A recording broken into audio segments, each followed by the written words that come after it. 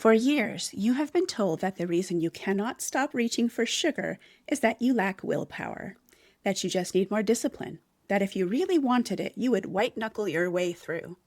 My guest today takes that whole story apart, because the voice in your head that says you should not eat that, and then 20 minutes later is begging you to, that is not weakness, it is biology.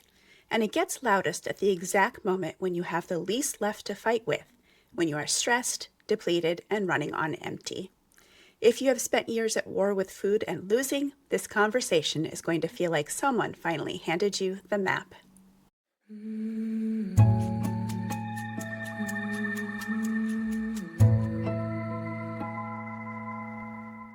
Welcome to the Comeback Show. I'm Jenn Fast, founder of Reinvention with Jenn Fast, and your host for this space where we talk honestly about the messy, beautiful, sometimes painful process of rebuilding your life in midlife and beyond. If you've ever felt like you are becoming someone new, but weren't quite sure who that person was yet, this show is for you. My guest today is someone I met the way so many good things happen now, through a social media comment. She saw something I wrote on a friend's post, followed it back to my podcast, and reached out about doing a swap. The moment she described her work, I knew my listeners needed her.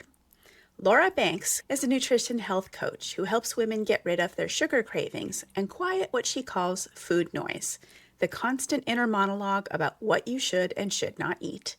She is a former third grade teacher who left the classroom in 2023 to do this full time. She has helped more than 85 women heal their relationship with food, and she hosts her own show, Isn't She Powerful? Here is why I wanted her on this show. My audience is full of women who are nerds like me, who do not want to be told just eat less and move more. They want to understand what is actually happening inside their own bodies. Laura brings the science. Laura, welcome to the Comeback Show. Hi, Jen. I'm so excited. Before we get into the science, I want our listeners to hear how you got here, because you did not arrive at this work from the outside. You lived it.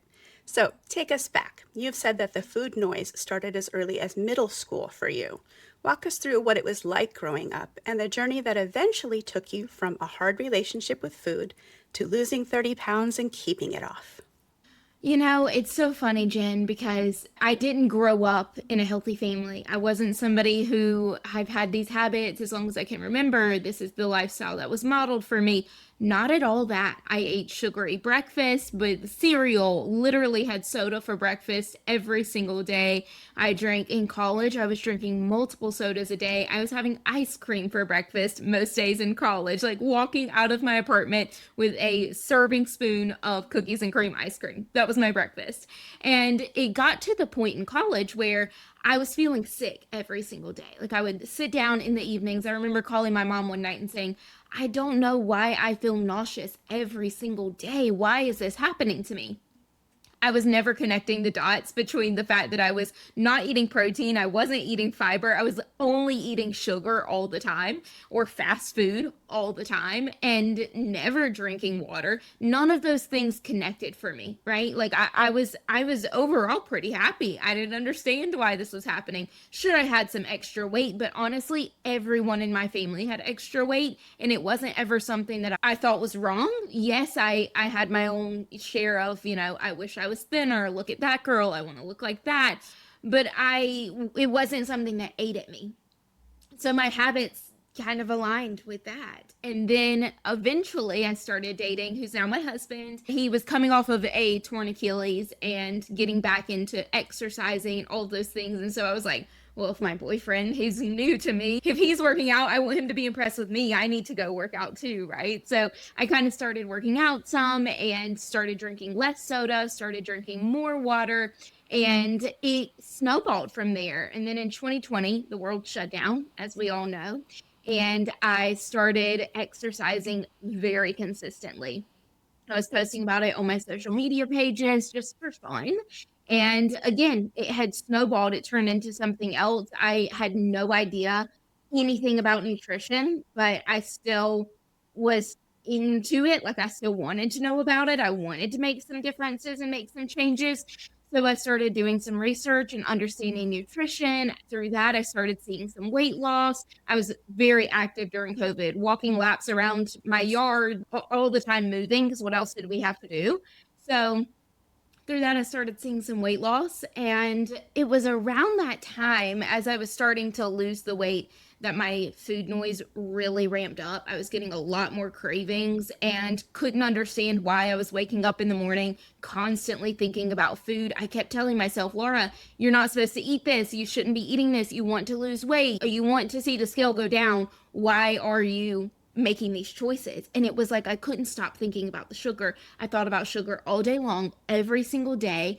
And in the afternoons, I was teaching third grade at the time. The school day would end. I would close the blinds to my classroom, turn off the lights and lock the door, pretend I wasn't in there, and I would start binge eating.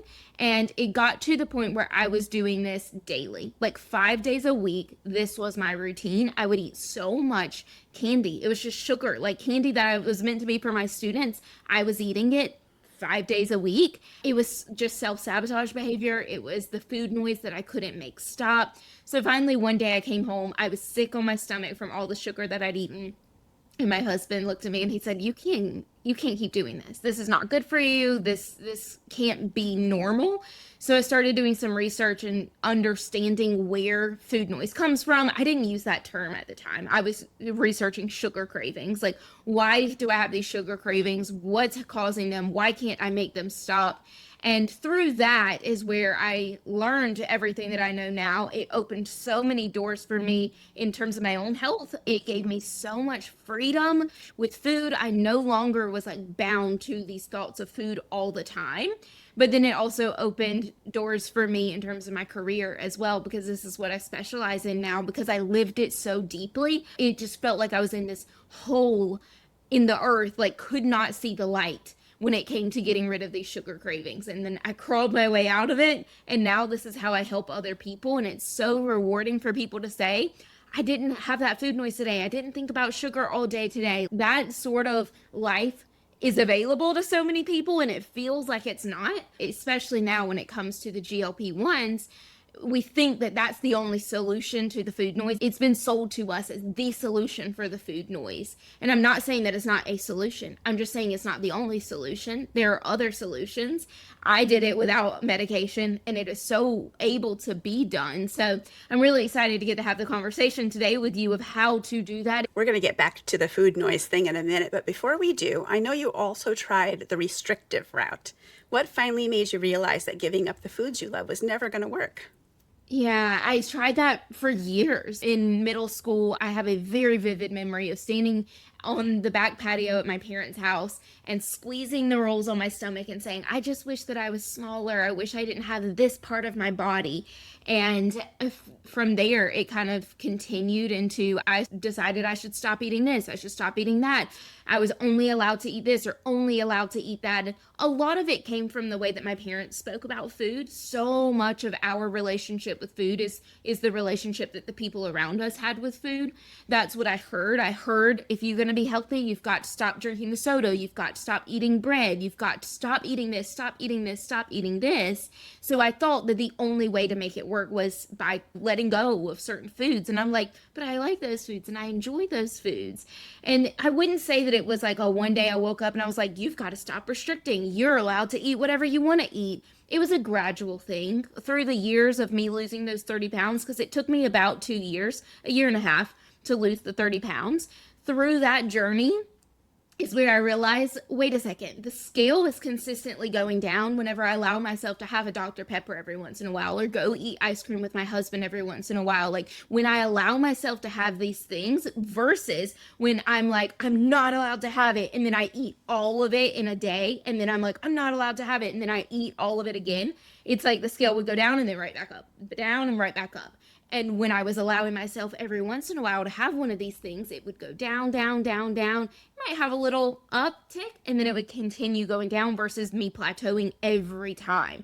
So it was a really a gradual process of me realizing that just it wasn't sustainable. And I didn't want to be on a health journey that was going to end one day. I wanted to be a healthy person. I wanted to feel good in my body. And I knew that that meant I was going to do this forever. And I wasn't giving up those things forever. So I had to find a way to incorporate those things in. Well, let's give our listeners the thing that you are known for. I want them to leave actually understanding their own cravings, not just feeling guilty about them.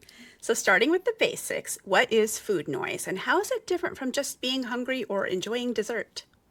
I love this question because those things are very confused, hunger and food noise. And a lot of it is because of the marketing that is being done right now. Our society has taught us that in order to lose weight, you have to eat less. So we think that being hungry is either, quote, a good or a bad thing. Like growing up, I always heard, like, if you're hungry, that's good. That means that you're not eating. That means that you're losing weight, right? Which is such a horrible, horrible way to look at food.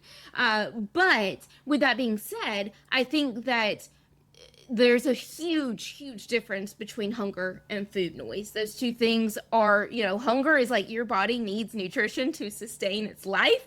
Food noise is this incessant desire to eat. And you're not even hungry. You know that feeling of being hungry. Like, Jen, what does it feel like in your body whenever you're hungry? Tell me what that feels Empty, like. rumbly, like you said, incessant voice that talks to you and says you need to eat something now. Yeah, exactly. Like you feel it in your stomach. You feel the grumbles. You feel like that sensation of I need food. Food noise, you're not feeling that. It's all in your head. You have no physical need to eat, but your emotional, mental desire for food is just so loud. Like I always describe it as food follows you around. It's like everywhere you turn, there's donuts, there's cookies, there's cake, there's Oreos, there's this, there's that, and you can't get rid of any of that. We need to eat, and I want to make that so clear. You need to eat in order to live a healthy, sustainable life. But if food feels like it's following you around, that's whenever it's time to take a look in the mirror and be like, okay, this isn't normal. I need to eat, but I don't need to be thinking about food all Exactly the time. right. For me, it was, like you said, a constant voice, but it was, even when I'm not hungry, I could be completely full, just eaten, and I can't stop thinking about what am I going to eat next? Should I have dessert? What am I going to eat for breakfast? It was just a constant conversation in my head. I would want to get to the science. When a sugar craving hits, what is actually happening in the body? Why is it screaming for quick energy? There's so many reasons, and this is why I do what I do, and this is why I help people, because there's so many different reasons why food noise exists. It could be that you didn't get the sleep that you needed the night before, that you're feeling super stressed. It can be that your blood sugar is imbalanced. It can be a mental and emotional thing. Like if you're feeling like really stressed out at work or very overwhelmed at work, that can lead to this feeling of needing to eat. So there's so many reasons, but at the core of it is that your body is lacking something that it needs. That's at the core of it. Your body is asking you to eat something because it's needing something that you're not giving it. Maybe it's that you need to give it a break from like a mental, emotional situation. Like I said, you're feeling very overwhelmed at work. You've been tied to your desk all day. You need to get up. You need to move. Your body is asking for something. And it knows that it can get a break if you're eating. So it's going to ask you to eat because she's not going to ignore that. She'll ignore me when I say, look at the window. It's beautiful outside. Let's go for a walk. She's going to ignore me when I say that, but she's not going to ignore me when I say, ooh, there's a Twix bar in the cabinet. Let's go get that Twix bar. Your body has just learned you and knows what you will and will not respond to. A lot of the reason why it's happening is because of imbalanced blood sugar. And we can talk more in detail about this if you'd like to, but at the core of it is a lot of times it's that you've eaten something on an empty stomach. Your blood sugar has risen up. Let me give you a very clear example here. Let's say you eat that Twix bar that's in the cabinet at work. You eat that on an empty stomach. Your blood sugar spikes up when you do this. And whenever your blood sugar spikes, your dopamine levels are high. Your serotonin is high. So you're feeling good when your blood sugar is at its peak. The problem is, as soon as it peaks, it starts to drop. And it doesn't just drop back to its normal baseline, it drops below the baseline. So now your body is in this really scary mode where it's like, whoa, we were feeling really good, and now we're feeling really bad. This is when the whispers start. Your body starts to say, hey, eat more sugar. We need more sugar because if you eat more sugar, we're going to feel good again. So you start to get those whispers to eat. That's the food noise. You eat more sugar again. And then the cycle continues. Your blood sugar spikes and then it drops. You get the whispers, so you spike it up again and then it drops again. That's what I call a blood sugar roller coaster. The easiest way to avoid something like that is to know that, oh, my body's asking for sugar, but just because it's asking for sugar doesn't mean that's what it actually needs. It probably needs protein and fiber. I would say 90% of the time, your body actually needs protein and fiber. The other percents of the time, it either needs movement or it needs a nap. Think of yourself as a toddler. Your body is still in its toddler stages. You either need a snack, a well-balanced snack, you need to move, or you need a nap. I would also add, you might also need to hydrate. That was the case for me, for sure. So here's where your world and mine collide. The women listening to this show are often exhausted, burnt out. They're in the middle of a huge transition. So I want to talk about what stress does to all of this. What happens to cravings when someone is under chronic stress? Why does that get so much louder the exact moment that we have the least willpower to fight it? I like to think of cravings in two buckets. This is what finally got me to understand what was happening in my body, is putting my cravings in two buckets. I call these two buckets physical cravings or emotional cravings. Physical cravings happen when your body actually needs a snack. It's that blood sugar imbalance. Your body needs sleep. So this is happening because your body, it needs something physical. There's a physical lack in your body, and your body is asking for something to fill that physical void. Emotional cravings, your body doesn't really need anything. It's your mind, it's your emotions, it's your nervous system, right? That needs this reset, needs something. And a lot of times our body's going to ask for sugar because, again, when we eat sugar, it spikes up our dopamine and it spikes up our serotonin. So we immediately start to feel really good. We start to feel bubbly and happy, and that lasts only for a couple of minutes, unfortunately. Our body doesn't know that it's only going to last a couple of minutes. Your body can only think in like the very near future. It's like very nearsighted. And we, as the human controlling the body, we need to look into the future and say, okay, I know that eating sugar right now would make me feel good for 30 minutes. But what about in like 2 hours? I want to feel good in 2 hours. I want to feel good when I lay my head on my pillow at night. What's going to make me feel good then, right? So we have to be able to think into the future. We have to make decisions according to that future version of ourselves. I always ask myself, how am I going to feel 15 minutes from now? If I make this decision, what will it leave me feeling like 15 minutes after I've eaten this cake, or after I've chosen to sit on the couch instead of go to the gym? What's going to make me feel best in 15 minutes? And that's where I like to make my decisions from. Well, here's where I want to tell the listeners a little bit about my own story, because like you, I am living proof of what unmanaged stress does to a body. I married young at 21, and nobody had taught either of us like how to eat. I did gain weight steadily my whole adult life, and then after 2 babies and hitting 40, that changed everything. The real engine underneath all of that, though, was stress. I spent decades in a high-pressure career, 30 years, and I gained 60 pounds. I'm only 5 feet tall, so every single pound shows and has an effect on me. Like my sleep fell apart, and eventually a sleep study caught something with my heart. A cardiologist told me that years of unrelenting stress and poor nutrition had started to damage it. So for years, I had heard all the advice. Eat better, move more, manage your stress. And I ignored every bit of it because for some reason, I did not believe it applied to me. I thought I was the exception. Then there's the piece I always add for our listeners, because both of us serve this audience. When you're in chronic stress for years, your executive function actually takes a hit. Your decision-making gets foggy. Your impulse control wears thin, right? So at 5 o'clock, depleted and foggy with no impulse control left, of course you reach for the sugar. That's not a character flaw. That's your brain actually running on fumes. And then we layer perimenopause on top of all of it. Can you talk to us about perimenopause specifically, like how the hormone changes in midlife shift, what our bodies actually need, and why does that make the cravings even more confusing? Perimenopause is not something that I've experienced personally yet. I know that it's in my future. It's probably not too far away, actually. And it's one of those things where our bodies are changing at such a rapid pace that it can feel like we're a foreigner in our own body, right? Like I've heard so many women explain to me of like, I don't know what's going on. And that's scary because it's me. How do I not know what's happening in my own body?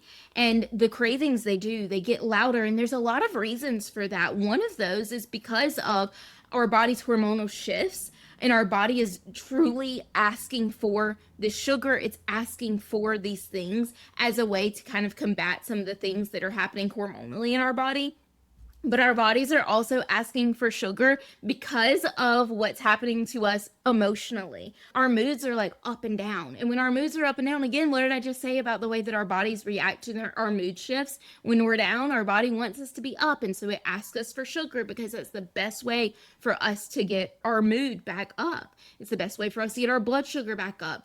But what our bodies really need during this time is protein. That's such a buzzword right now, and I hate to be that person who's like gonna feed into it, but it's a good trend. And there's some trends that I'm like, I don't agree with this, but this is one that truly our body does need protein during this time.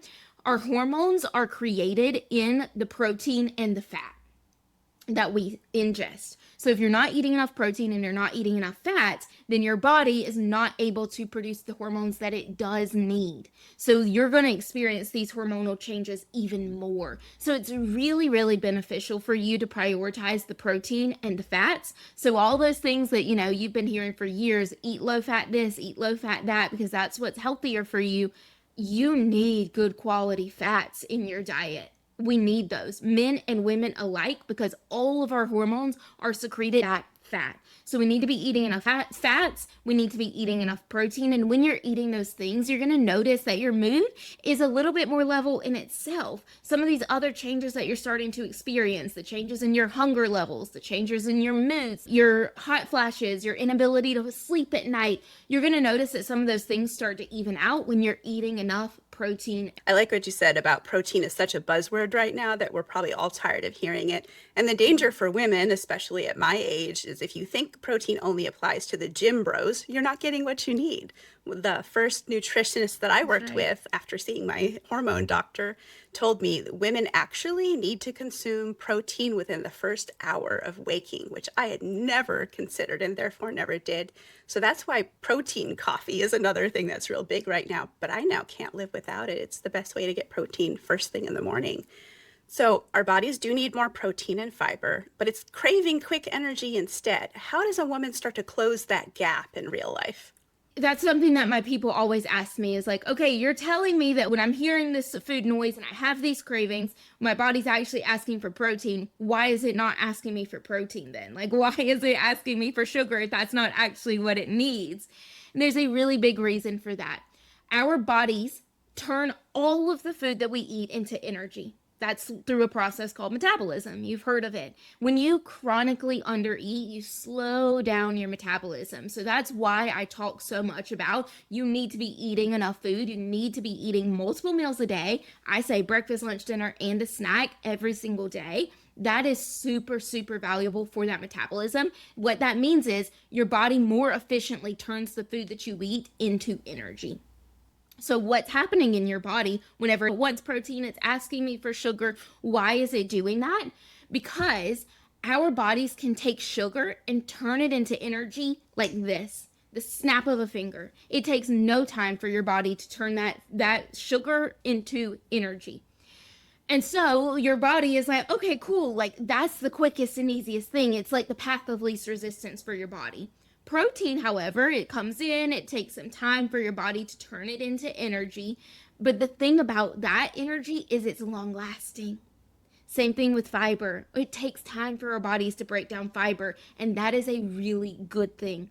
You're not just going to feel full. You're not just going to feel like you have enough energy for 30 minutes. You're going to feel like you have enough energy and that you can stay full for 3 to 4 hours. And doesn't that sound so much more freeing? You're not bound to food every 30 minutes. You can go out and do what you want rather than every 30 minutes I need to be eating something else because all I'm eating is sugar. So you, again, have to be the one in charge of your body. Your body is thinking in that short term. You have to be the one to control the body and say, I know that right now it sounds like eating sugar would be the best solution because that's like the short and easy solution. What's actually the best solution is for me to feel good long term. Let me eat something that has protein to it, that has fiber to it, that has some healthy fats. Then you can break that down for 3 to 4 hours. We can have energy. We can go do what we want to do. And then we can come back and eat another meal later. And the whole time you're doing everything else you want to do, you're free. Your body's not thinking of food because you actually gave it what it truly needed rather than just what it was asking for. So the reason it asks for sugar when it needs protein is because it just doesn't know any better. It can only think in the short term. We have to be in charge. So I want to talk about the part that nobody else likes to talk about, because understanding the science is not the same as actually doing anything with that information. For me, the turning point was really humbling. I just had to say out loud, what I've been doing is not working, and I'm paying these doctors and these specialists, so maybe I should actually listen to them. None of what I was hearing was new information. I had heard it from every direction for years, but what I had to decide was that it applied to me, and then actually implement the information. So here's the catch though. You do not feel the changes until after you start taking the actions. You have to move first, and they get proof that it works second. For me, therapy was the thing that finally gave me a healthy relationship with food. It really changed everything. You see this with your clients. How big is the mindset piece really? Can someone do all the things and still not get the benefit if their head is not in the right place? 100%. The mindset is all of it. And you say, can somebody do all the things and not see the benefits, even if their head's not in the right place? If their head's not in the right place, they're not going to do it long enough to see the benefits. And that's what it comes down to. It's like you said, you see the results after you take the action. You've got to do the thing. I get so many people that come into my world and they're like, I just don't have the motivation to do it. And I'm like, the motivation's not going to show up until you do. You're not going to start feeling the motivation to go to the gym until you start going to the gym. And you start seeing that, oh, I'm feeling stronger. My balance is better. This is exciting that I don't have to get out of breath every time I go up a flight of stairs. Those things are going to start to excite you. And that's the motivation that keeps you going. But the motivation shows up when you do. The biggest mindset blocks that I see are all or nothing mindset. You think I have to be perfect. I can't ever eat dessert. I can't ever drink a soda. I can't ever do anything bad if I want to be successful in this. And that goes back to what we were talking about at the beginning with not being restrictive with all of it, right? Like, you have to be willing to say, it's okay if I have a Dr. Pepper every once in a while. It's okay if I have a cupcake when there's a birthday party at work. It's okay if I have these things. What's not okay is that one decision turning into the rest of the week, the entire weekend, the entire rest of the month, the rest of the year. When we say, well, I had a cupcake at lunch, so I've already ruined today. I might as well eat junk food for dinner and I'll start again tomorrow. That's whenever we start to lose the momentum. That's whenever we start to lose the consistency and we start to give up on ourselves and we stop seeing the results because of that all or nothing mindset. That's the biggest one that I see, as well as, like you mentioned, an unhealthy relationship with food. Looking at food as good and bad. I can't have these foods because they're bad for me. I can only have these foods because they're good for me. So it's healing that, healing the relationship with food and the all or nothing mindset. And when you do those things, the consistency gets so much easier to manage, and then you get the results. So there's one more thing that I really want to give our listeners, and it's the piece that I work on the most in my own coaching, and that's boundaries. Because so many women try to get healthy inside a home full of people who are not on the same page. I live in one of those houses. Neither my husband or my 15-year-old daughter has any interest in nutrition, but I cannot let that stop me from feeding myself well. So for a long time, I did let it stop me, partly because I didn't believe I was worth the inconvenience that I might cause. You see this constantly. What happens to your clients when the people they live with are not supportive? Where do they tend to give up? Yeah, I see it in other people, and I saw it in myself for years as well. That was truly the biggest reason why I struggled for so long, was that I lived in a home where the relationship with food wasn't healthy, and there were all or nothing mindsets, and health wasn't a priority, and it wasn't looked at in a healthy way. And so it is very, very challenging to maintain that positive mindset, the way that you believe you should be thinking about food, but it's really hard to maintain that whenever the people around you, especially the people like in your close proximity, aren't on the same wavelength. Even people at work, if you let work with a really small group of people, like it's a small office or something like that, or a small team, and those people, they have no desire for this, so they're constantly bringing in candy bars and constantly going to the vending machine. And the peer pressure sometimes too of like, oh, come on, Jen, come on, it's just a donut, don't do us like that, don't make us eat donuts and you not eat a donut, right? Like, it's those type of conversations that I think are the beginning blocks to it starting to crumble. The people around you are trying to peer pressure you into it, and then you're like, well, I feel weird, it feels awkward, this feels like I'm, like you said, causing an inconvenience or drawing attention to me, and I don't want people to think I'm better than them. I don't want people to think that I think that I should or shouldn't be eating these things. So you just kind of give in because it's the easier decision to make. And for those people, I really just encourage you to say, no, I'm doing this, and explain why you're doing it. Like when my husband and I was trying to really get him into doing some of the things that I was doing. For example, after dinner walks. That is one of my absolute favorite habits. Most nights, we go on a walk after dinner. I leave my phone at home, and it's just me and him. We're just out spending time together for 15 to 20 minutes. In the beginning, when I was trying to convince him like we should be doing this, I was explaining the benefits of them. It wasn't even like I was saying, Shane, we should really go on this after dinner walk because this is why. I was just like, we'd go on the walk and say, come on, let's go on the walk. It's so beautiful today. We can have a conversation about our day, get him out there. And then I would start saying, when you go on after dinner walks, it actually helps make your blood sugar more stable, and it helps your body digest the food better. And I would tell him all of the benefits of going on walks after you eat. And eventually he was the one asking me to go on the walks because I'd got him on board. I didn't force him on board. I just kind of laid the foundation to be like, this is why I want to do this. And then I'd change the topic.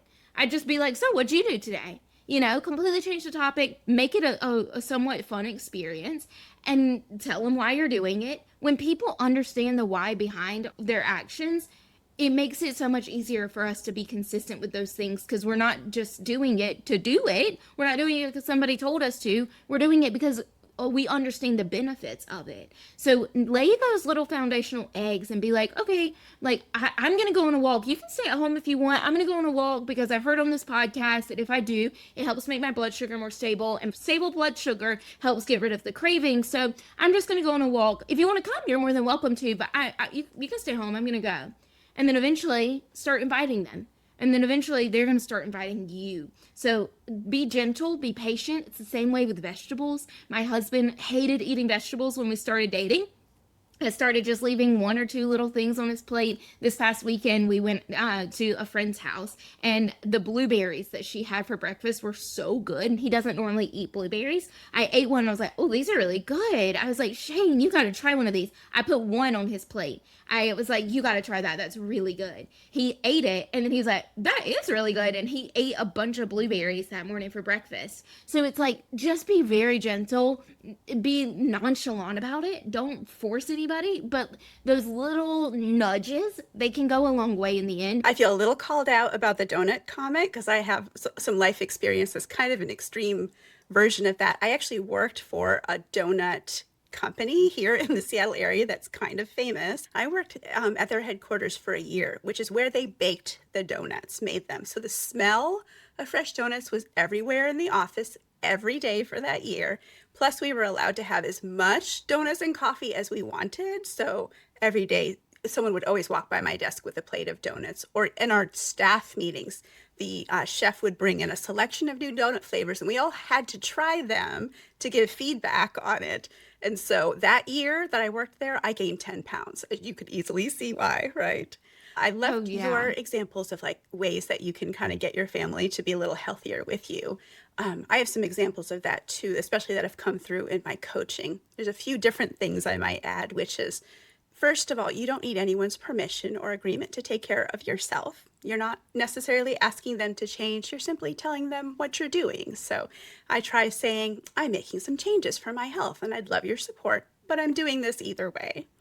And then second, like keep things specific and small so it's not a referendum on the whole household. And then maybe third, expect a little resistance, but don't read it as a no because people adjust. One thing I did with my kids and with my husband, and I still do, and don't tell them because they don't know this, they don't watch the show, so it's okay. I sneak vegetables into their food. They have no idea how much like grated or ground up vegetables are in their chili, their spaghetti sauce, their soup. There are all kinds of little things you can do. What would you add for the woman who hears all of this but still feels selfish for putting herself first? It took me a long time, but when I think of that, I think of my mom because she right now is dealing with taking care of her parents. So she's, spending the night at their house a lot and cooking for them a lot and not doing a lot to take care of herself because she's spending so much time taking care of the people that took care of her for so many years. And that's valid, but I've had to have so many conversations like, Mom, it is okay if you take 10 minutes to stop by your own house and just take a shower. Like, it's okay if you take 15 minutes to cook yourself some food alongside them, right? You can take that extra time to take care of yourself. We get in such a rush. We always are like, bam, bam, bam, we've got to do the next thing. We've got to be on to the next thing. How many things? It's all about efficiency. And it doesn't need to be that way. Take your time, take care of yourself. To me, the most selfish thing we can do is not take care of ourselves. We think I'm selfish for taking care of myself. I'm selfish for taking the 30 minutes to go to the gym. I'm selfish for not spending that time with whoever. What's more selfish is you getting old and somebody having to take care of you because you can't get to the bathroom by yourself or you can't walk and cook your own food. Like, think down the line. Don't you want to be able to take care of yourself for the rest of your life? And if so, to me, that means that you've got to start taking care of yourself now. Like, that to me is more selfish, not taking care of yourself. That might sound a little bit harsh, but I feel like it's one of those things that I hope that just kind of smack somebody across the face. Like, you're being selfish if you don't take care of yourself. You're setting your family up to have to take care of you in the long run, and that's not fair to them.